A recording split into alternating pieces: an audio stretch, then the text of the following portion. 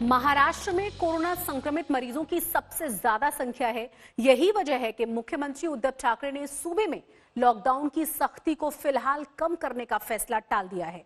महाराष्ट्र में रेड और orange zone में सख्ती पहले की ही तरह कायम रहेगी, लेकिन ग्रीन जोन में कुछ रियायत का फैसला लिया गया है।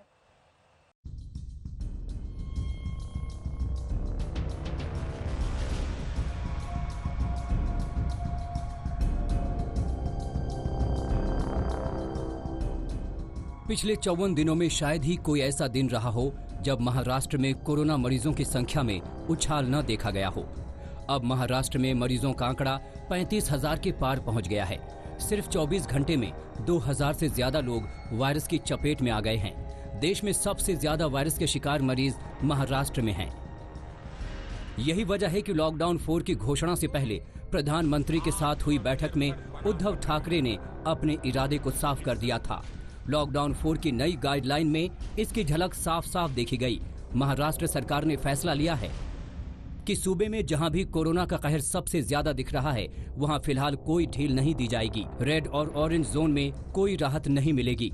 वहीं राज्य के ग्रीन जोन में ढील का फैसला लिया गया है। ग्रीन जोन में उद्योग धंधे शुरू होंगे। लोगों को राहत दी गई है। महाराष्ट्र में संक्रमण डराने वाला है। लॉकडाउन वक्त की मांग है, लेकिन उद्योग धंधे बंद रखना भी मुश्किल है। लिहाजा मुख्यमंत्री उद्धव ठाकरे ने अपील की कि ग्रीन जोन में लोग घरों से बाहर निकलकर आएं और काम धंधे में लगे, ताकि अर्थव्यवस्था को पटरी पर लाया जा सके। ग्रीन झोन मध्ये आपण हळूवारपणाने जवळपास सगळं काही उघडायला परवानगी दिलेली आहे, ती अजूनही देत आहोत। आणखीनही तिथले निर्बंध हे येत्या काही काळामध्ये आपण आणखीन शिथिल करतो आहोत। ऑरेंज झोन मध्ये सुद्धा ही शिथिलता आणलेली आहे। रेड झोन मध्ये विशेषतः कंटेनमेंट एरिया आहे, तिथे मात्र अजूनही आपल्याला शिथिलीकरण करणं हे परवडणार नाही, नक्कीच नाहीये। महाराष्ट्र सरकार बंद पड़े उद्योग धंधों को खोलना चाहती है, लेकिन बढ़ते संक्रमण की वजह से हाथ बंधे हैं। मुख्यमंत्री ने लोगों को आगाह किया कि अभी बहुत सावधान रहने की जरूरत है, क्योंकि कोई दावे से नहीं कह सकता कि लॉकडाउन कब खत्म होगा। रियायत तभी मुमकिन है जब कोरोना के मामले में कमी आए। जनजीवन हे पुन्हा आपल्याला सहजतेने जगायला सुरुवात करायची, पण ह्याची एक आता अशी शक्यता नव्हे, खात्री वाटते की हे जनजीवन पूर्ण सुरळीत व्हायला काही काळ हा जावा लागणार। जेवढी स्वयंशिस्त आपण अधिक पाळू, तेवढे लवकर आपण या बंधनातून मुक्त होऊ। जेवढी लवकर आपण या कोरोनाची साखळी तोडण्यात यशस्वी होऊ, तेवढं लवकर आपण सगळे बंधन मुक्त होऊ। 11 अप्रैल को महाराष्ट्र में कोरोना से 100 लोगों की मौत हुई थी। वहीं राज्य में संक्रमितों की संख्या करीब 1574 थी, लेकिन 38 दिनों के अंदर आज संक्रमित मरीजों का दायरा 35,000 से ज्यादा है।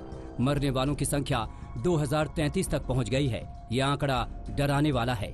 अभी भी वक्त है कि कोरोना को मामूली फ्लू समझने वाले सावधान हो जाएं, हर एहतियात बरतें। साहिल जोशी, मुंबई आज तक। मुंबई में कोरोना मरीजों का आंकड़ा 21,000 को पार कर चुका है। यहां अब तक कोरोना से 757 लोगों की जान जा चुकी है। इसी बीच मुख्यमंत्री उद्धव ठाकरे ने 1,000 बेड वाले अस्थायी अस्पताल का दौरा किया, जिसे कोरोना मरीजों के लिए तैयार किया गया है।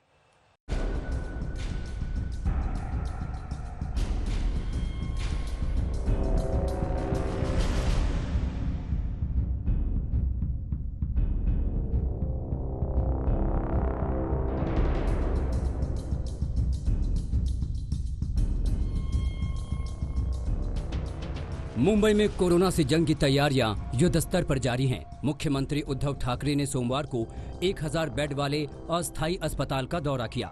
उनके साथ उप मुख्यमंत्री अजित पवार और विधायक बेटे आदित्य ठाकरे भी थे। इस अस्थायी अस्पताल को MMRDA ने तैयार किया है। मुख्यमंत्री की मौजूदगी में इसे BMC को सौंप दिया गया। 1,000 बेड वाले इस अस्पताल में पैथोलॉजी के साथ साथ वेंटिलेटर और कोरोना के इलाज की तमाम सुविधाएं मौजूद हैं। मुंबई देश का सबसे बड़ा कोरोना एपिसेंटर है। बीते 24 घंटे में यहां 1,185 नए मामले सामने आए हैं। अब तक मुंबई में मरीजों का आंकड़ा 21,335 तक जा पहुंचा है, जबकि 757 मरीज दम तोड़ चुके हैं। महाराष्ट्र की बात करें तो यहाँ मरीजों की संख्या 35,000 पार कर चुकी है और मौतों का आंकड़ा 2033 तक जा पहुंचा है। मुंबई की झोपड़पट्टी धारावी में कोरोना की रफ्तार ने खतरे की घंटी बजा दी है, क्योंकि यहाँ बेहद घनी बस्ती है। इसके अलावा पुलिस वाले, डॉक्टर और नर्सों की भी बड़ी संख्या में संक्रमित होने से कोरोना से जंग आर्थिक राजधानी के लिए और मुश्किल हो गई है। कमलेश सुतार, मुंबई आज तक। दिल्ली में भी लॉकडाउन 4 के लिए अपनी गाइडलाइंस जारी कर दी गई हैं, जो आज से लागू हो चुकी हैं। दिल्ली को क्या मिलने वाली है छूट और क्या बंद होगा, आइए देखते हैं इस रिपोर्ट के जरिए।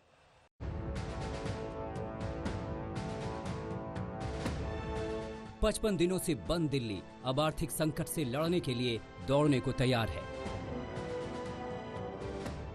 आज से दिल्ली में लॉकडाउन 4 के नए नियम लागू हो चुके हैं। ऐसे में आइए पहले देखते हैं कि आज से 31 मई तक दिल्ली में क्या खुलेगा और क्या बंद होगा। Metro station, school, college, shopping mall, swimming pool, park, theatre, bar, auditorium और असेंबली हॉल सब बंद हैं। यहां तक कि सैलून और स्पा को भी खोलने की इजाजत नहीं है। इसके अलावा धार्मिक स्थल भी बंद रखने का फैसला किया गया है। वहीं शर्तों के साथ कई चीजें खोलने का भी ऐलान किया गया है, जिसमें stadium, e rickshaw, taxi, cab, बस, दोपहिया वाहन शामिल हैं, जबकि सरकारी और प्राइवेट दफ्तर अब पूरी तरह से खुलेंगे। रेस्टोरेंट्स को खुलना अलाउ होगा, लेकिन वहां बैठ के खाना अलाउड नहीं होगा। केवल रेस्टोरेंट्स में होम डिलीवरी अलाउ होगी। स्पोर्ट्स कॉम्प्लेक्स और स्टेडियम ये खोल दिए जाएंगे, लेकिन यहां किसी भी मैच के दौरान दर्शक अलाउड नहीं होंगे। ट्रांसपोर्टेशन को खोला जा रहा है, तो auto rickshaw, e rickshaw, cycle rickshaw ये अलाउड होंगे, लेकिन केवल एक पैसेंजर। टैक्सी, कैब्स ये अलाउड होंगे, लेकिन केवल 2 पैसेंजर्स। ग्रामीण सेवा, फटफट सेवा, इको फ्रेंडली सेवा ये अलाउड होंगे, लेकिन केवल 2 पैसेंजर्स।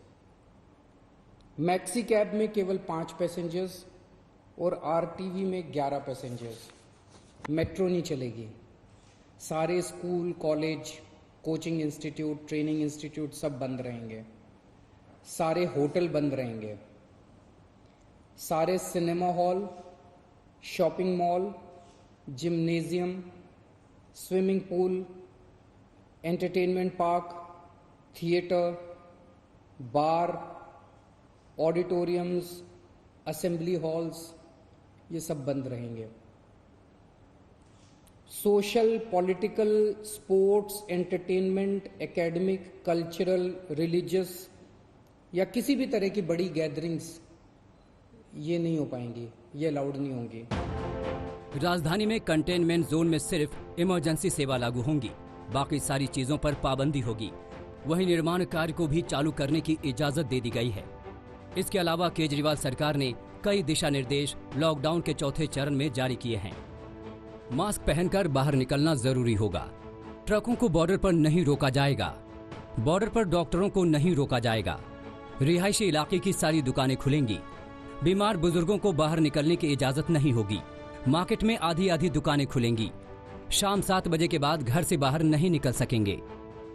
दिल्ली में एक और कोरोना के केस लगातार बढ़ते जा रहे हैं, तो वहीं लॉकडाउन के बीच राजधानी में आर्थिक संकट भी गहरा रहा है। ऐसे में दिल्ली सरकार के सामने रियायत के साथ हालातों को नियंत्रित करना एक बड़ी चुनौती है। आज तक ब्यूरो। लॉकडाउन के इस चरण में राज्य सरकारों को अपने अपने हिसाब से निर्णय लेने की छूट भी दी गई है। गुजरात सरकार ने सूबे को कंटेनमेंट जोन और नॉन कंटेनमेंट जोन के हिसाब से बांटा है। सरकार ने फैसला लिया है कि कंटेनमेंट जोन में सख्ती पहले की ही तरह लागू रहेगी।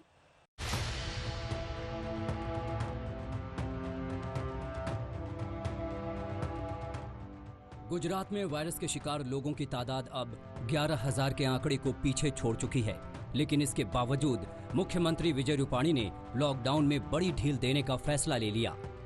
लॉकडाउन 4 में गुजरात को कंटेनमेंट जोन और नॉन कंटेनमेंट जोन के हिसाब से बांटा गया है। सरकार कंटेनमेंट जोन में ज्यादा रियायत देने के मूड में नहीं है। यहाँ सख्ती पहले की तरह ही जारी रहने वाली है। कंटेनमेंट इलाकों में जरूरी चीजों के अलावा किसी भी तरह के दूसरे सामान नहीं मिलेंगे। इन इलाकों में दुकान सुबह 8 बजे से लेकर शाम 4 बजे तक खुली रहेंगी। वहीं नॉन कंटेनमेंट जोन इलाके में मार्केट और कमर्शियल इलाके सुबह 7 बजे से लेकर शाम को 7 बजे तक खुले रहेंगे। આપણે જે રીતે લોકડાઉનમાં વ્યવસ્થા હતી એ જ વ્યવસ્થા ચાલુ રહેશે, પરંતુ કન્ટેનમેન્ટ ઝોનની યાદી આવનારા દિવસોમાં કેસોની સંખ્યા આધારે ફેરફારને પાત્ર રહેશે અને એનો સતત રિવ્યુ કરીશું। नॉन कंटेनमेंट जोन में भी एक दुकान में 5 से ज्यादा ग्राहक नहीं होने चाहिए। सभी को खासकर सोशल डिस्टेंसिंग का पालन करना पड़ेगा। इसके अलावा नॉन कंटेनमेंट जोन में hair cutting salon, beauty parlour, public library भी खुले रहेंगे। नॉन कंटेनमेंट इलाके में सभी गैरेज वर्कशॉप को खोलने की भी इजाजत दी गई है। કન્ટેનમેન્ટ ઝોન સિવાયના વિસ્તારમાં સવારના 8 વાગ્યાથી બપોરના 4 વાગ્યા સુધી વેપાર ધંધા રોજગારની એટલે કે દુકાનો ખોલવા માટે આપણે છૂટ આપીશું। गुजरात में हाईवे पर रेस्टोरेंट, ढाबा सोशल डिस्टेंस के साथ खोले जा सकते हैं।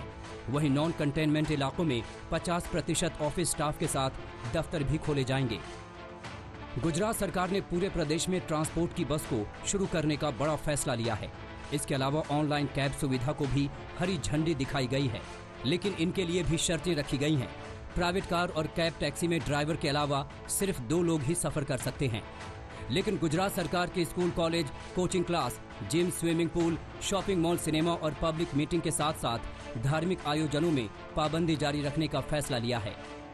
गुजरात में मास्क पहनना अनिवार्य है, इसलिए अब अमूल दूध पार्लर पर भी लोगों को 3 लेयर वाला मास्क कम कीमतों में मिलेगा। अहमदाबाद से गोपी मनिहार के साथ आज तक ब्यूरो। लॉकडाउन 4 में कोरोना के कोहराम के बीच अब कारोबार शुरू करने के लिए प्रदेश सरकारों ने छूट दे दी है। ग्रीन जोन इलाकों में अब औद्योगिक इकाइयां शुरू हो जाएंगी, निजी और सरकारी दफ्तर खुल जाएंगे। इसके अलावा राजस्थान और मध्य प्रदेश में क्या खुलेगा, क्या बंद रहेगा, इस रिपोर्ट के जरिए जानिए।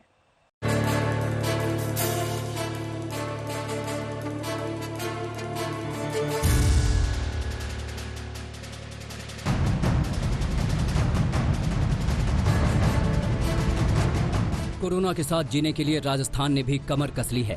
लिहाजा लॉकडाउन 4 में शर्तों में छूट दी गई ताकि मुश्किल हालात में जिंदगी को थोड़ा आसान किया जा सके। लिहाजा गहलोत सरकार ने लॉकडाउन 4 में कई सेवाओं में छूट देने का फैसला किया है। सैलून खुले रहेंगे लेकिन सैनिटाइजेशन करना होगा। सरकारी और निजी दफ्तर खुले रहेंगे लेकिन सिर्फ 50% कर्मचारी आ सकेंगे। स्पोर्ट्स कॉम्प्लेक्स, गोल्फ क्लब और स्टेडियम खुलेंगे लेकिन दर्शक नहीं आ सकेंगे। एसडीएम की अनुमति से शादी समारोह कर सकेंगे लेकिन 50 से ज्यादा लोग नहीं आ सकेंगे। दुकानें खुलेंगी लेकिन छोटी दुकान में 2 और बड़ी दुकान में 5 लोग आ सकेंगे। बिना मास्क के आए ग्राहक को सामान नहीं मिलेगा। पार्क भी खोलने की इजाजत दे दी गई है। कारोबार को चलाने की जरूरत है लेकिन कोरोना का खतरा अपनी जगह है। लिहाजा लॉकडाउन 4 में कुछ प्रतिबंध जारी रहेंगे। कोचिंग संस्थान बंद रहेंगे। होटल, सिनेमा हॉल, मॉल बंद रहेंगे।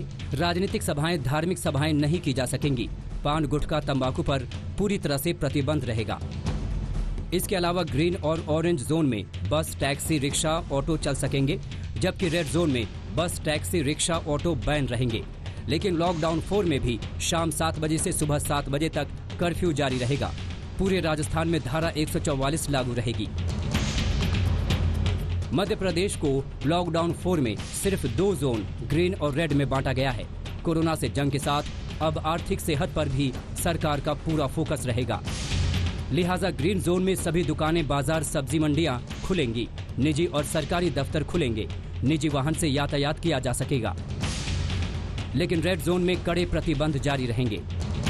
आपको बता दें कि मध्य प्रदेश के इंदौर, उज्जैन, भोपाल, बुरहानपुर, खंडवा, मंदसौर, देवास, धार और नीमच जैसे जिले रेड जोन में हैं, जहां तमाम सुविधाओं पर पाबंदी जारी रहेगी।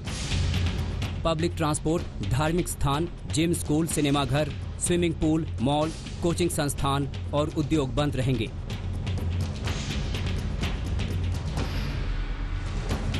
एक सप्ताह बाद सरकार सभी रेड जोन इलाकों की समीक्षा करेगी। अगर वहां पर कोरोना के केस घटे तो प्रतिबंधों में ढील दी जा सकती है। जयपुर से शरद कुमार के साथ भोपाल से रविश पाल सिंह, आज तक।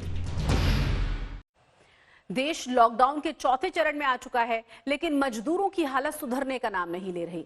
स्पेशल ट्रेन बस सेवा शुरू की जा चुकी है, लेकिन मजदूरों की संख्या को देखते हुए ये इंतजाम काफी कम नजर आ रहे हैं।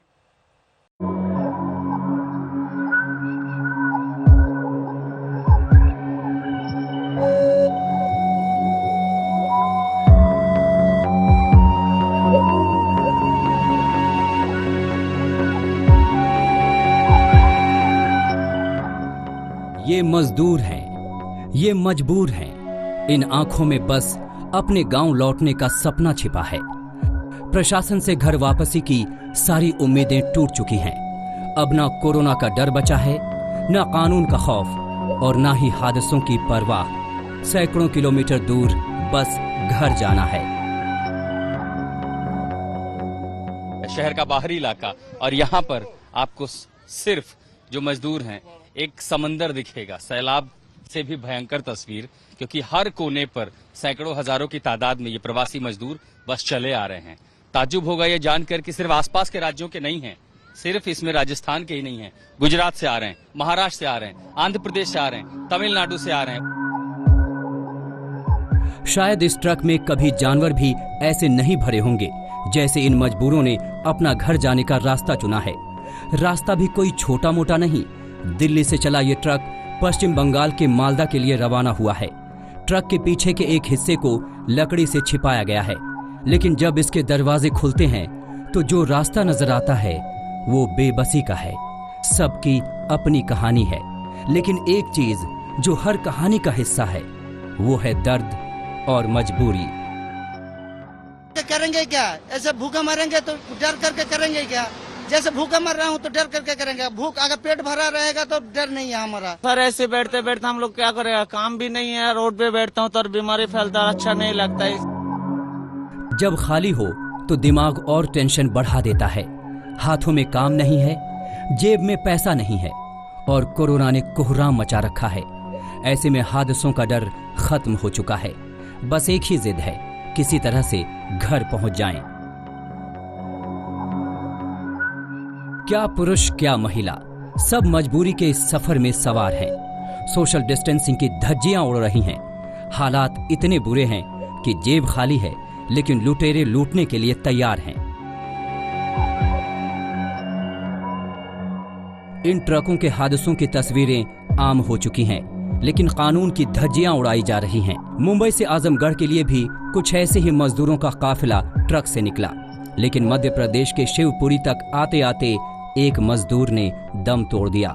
हालत ये हो गई कि ट्रक ड्राइवर शव को सड़क के किनारे ही छोड़कर चला गया। ये कितने बजे खत्म हुए हैं? खत्म ये 5 बजे सुबह 5 बजे। क्या किया ट्रक वाले ने? ट्रक वाले क्या किया, उधर से लेके आया, इधर बोला कि तुम लोग इधर उतर जाओ, नहीं तो हम लोग आगे लेके जाएंगे तो सभी लोग को फंसना पड़ेगा, गाड़ी बंद हो जाएगी हमारी। तो हम लोग बोले ऐसा मत करो, हाथ गोड़ जोड़ने लगे, ऐसा मत करो ड्राइवर साहब। बोला गाड़ी रोक के डायरेक्ट यहाँ उतार दिया। अब गोरखपुर की तस्वीरें भी देख लीजिए, कैसे प्रशासन के सामने कानून की धज्जियां उड़ाई जा रही हैं। ट्रक की छतों पर सवार होकर लोग घर जाने को मजबूर हैं। हादसों का सफर सड़कों पर दौड़ रहा है। कोरोना संकट में जिंदगी सस्ती है। मजदूरों की मजबूरी इंतजामों के दावों की पोल खोल रही है। इटावा से आशुतोष मिश्रा के साथ आज तक ब्यूरो।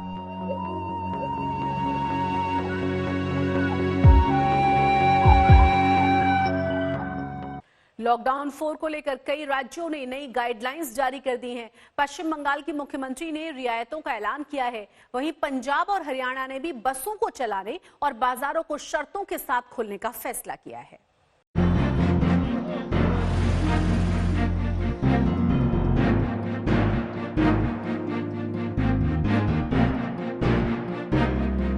नए नियमों के साथ लागू लॉकडाउन 4 के पहले दिन तमाम राज्यों में तस्वीर थोड़ी बदली सी नजर आई। कुछ रियायतें केंद्र सरकार की तरफ से दी गई हैं, जबकि कुछ मामलों में राज्यों को फैसला करने की छूट दी गई है। इसके बाद तमाम राज्य अपनी अपनी गाइडलाइन जारी कर रहे हैं। पश्चिम बंगाल की मुख्यमंत्री ममता बनर्जी ने ऐलान किया कि कंटेनमेंट जोन से बाहर 21 मई से पश्चिम बंगाल के सारे बड़े स्टोर खुल जाएंगे। 21 मई से ही एक से दूसरे जिले में बसें चलने लगेंगी। 27 मई से ऑटो रिक्शा चलेंगे, लेकिन 2 सवारी से ज्यादा नहीं बिठा सकते।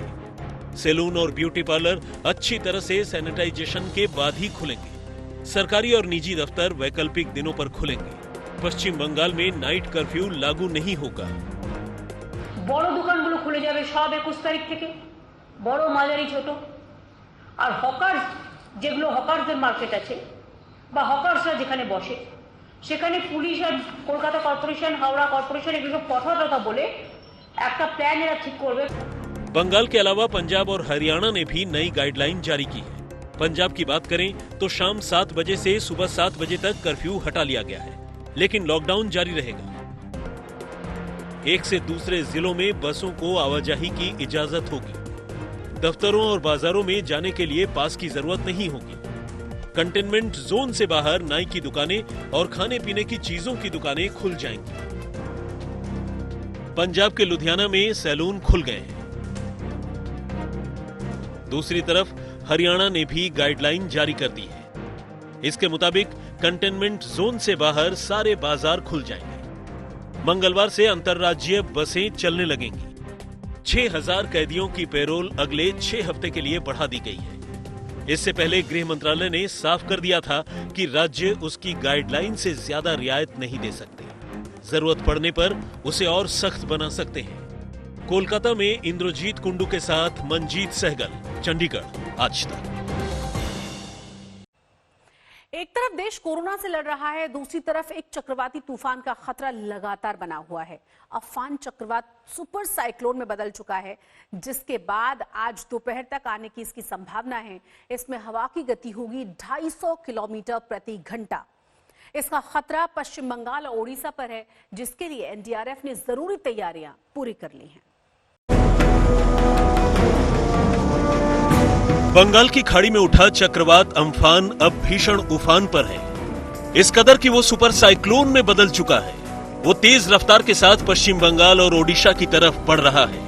इसकी गंभीरता का अंदाजा इस बात से लगाइए कि प्रधानमंत्री नरेंद्र मोदी ने गृह मंत्रालय और एनडीएमए के साथ एक उच्च स्तरीय बैठक की सुपर साइक्लोन से निपटने की तैयारियों पर। पश्चिम बंगाल और ओडिशा में हालात की गंभीरता को देखते हुए गृह सचिव ने दोनों राज्यों के मुख्य सचिवों से बात की। हालात को देखते हुए पश्चिम बंगाल में एनडीआरएफ की 13 टीमें पहले से तैनात कर दी गई हैं। 4 टीम पहुंचने वाली हैं, जबकि 4 टीम को तैयार करके रखा गया है। साथ ही आर्मी, एयरफोर्स, नेवी और कोस्ट गार्ड की टीम को भी अलर्ट पर रखा गया है। पश्चिम बंगाल और ओडिशा सरकार से कहा गया है कि वो तटीय इलाकों से लोगों को बाहर निकालें। पश्चिम बंगाल में पूर्वी मिदनापुर, दक्षिण और उत्तर 24 परगना, हावड़ा, हुगली और कोलकाता पर ज्यादा खतरा दिखता है।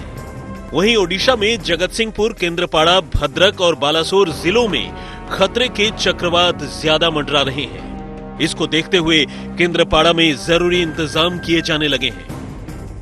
निश्चित रूप से अगर 195 किलोमीटर प्रति घंटे हवा चलेगी तो इसका डैमेज पोटेंशियल सफिशिएंट होगा। और जो कि उसूल है डिजास्टर में तैयारी का, किसी भी अगर आपदा की तैयारी की जाए तो तैयारी जो है वर्स्ट के सिनारियो को ध्यान में रखकर किया जाना चाहिए। तो उसी अनुरूप तैयारी करनी चाहिए और उसी अनुरूप तैयारी एनडीआरएफ ने अपनी तरफ से की है। ऐसी आशंका है कि अगले 24 घंटे में अम्फान का कहर टूट सकता है। समय कम है, इसलिए प्रशासन कोई कसर बाकी नहीं छोड़ना चाहता। जितेंद्र बहादुर सिंह, दिल्ली, आज तक।